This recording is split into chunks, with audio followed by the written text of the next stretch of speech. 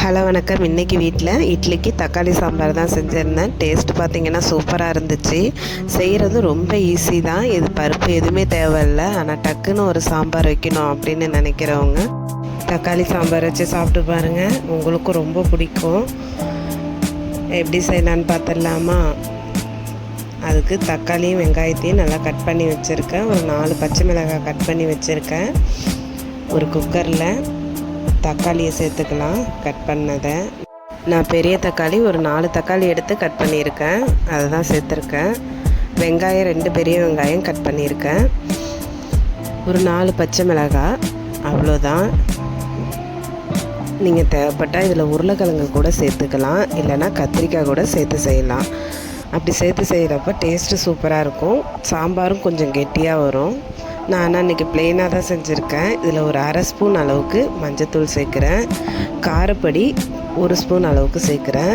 இப்போ இந்த வெங்காயம் தக்காளி முழுகிற அளவுக்கு தண்ணி சேர்த்துக்கலாம். தண்ணி சேர்த்ததுக்கப்புறம் சாம்பாருக்கு தேவையான அளவுக்கு உப்பு சேர்த்துக்கலாம். உப்பு சேர்த்துட்டு இதை ஒரு 2லேருந்து 3 விசில் வச்சு எடுத்துக்கணும்.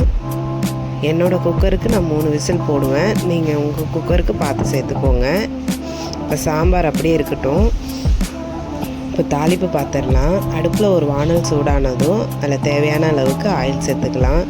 ஆயில் நல்லா சூடானதுக்கப்புறம் அதில் 1 ஸ்பூன் அளவுக்கு கடுகு சேர்த்துக்கிறேன். கடுகு நல்லா பொரிஞ்சு வந்ததுக்கப்புறம் ஒரு கொத்து கருவேப்பிலை நல்லா பொரிஞ்சதுக்கப்புறம் தேவையான அளவுக்கு பெருங்காயத்தூள் சேர்த்துக்கிறேன்.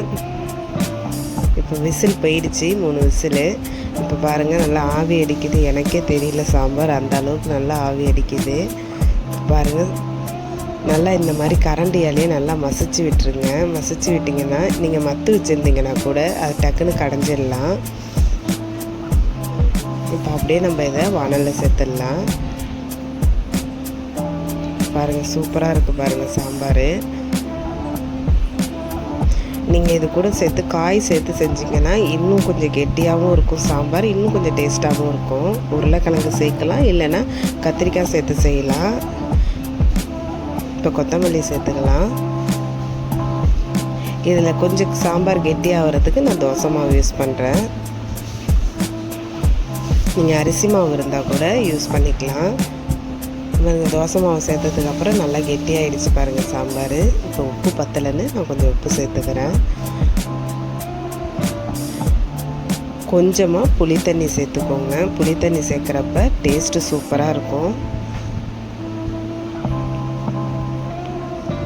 அவ்வளோதான், சூப்பரான சாம்பார் ரெடி ஆகிடுச்சு. இது இட்லியை விட தோசைக்கு ரொம்ப டேஸ்ட்டாக இருக்கும்.